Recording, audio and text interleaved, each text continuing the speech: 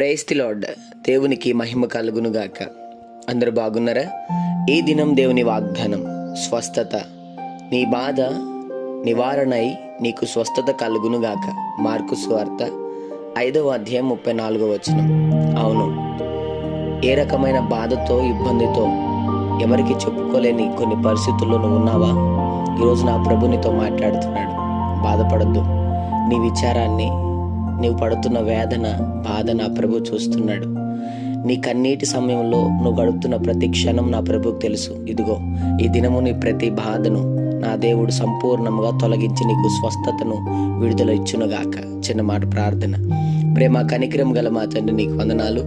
ఈ ఉదయకాల సమయంలో బిడ్డలను మీరు దీవించి బలపరిచి, వారు వెళ్తున్న ప్రయాణంలో, మార్గంలో, పనుల్లో, ప్రయత్నంలో ఈ దినం మీరు వారికి తోడుగుండమని, నిత్యంగా వారి బాధ తొలగించి వారికి స్వస్థత దయచేయమని యేసు నామములో అడుగుతున్నాం తండ్రి.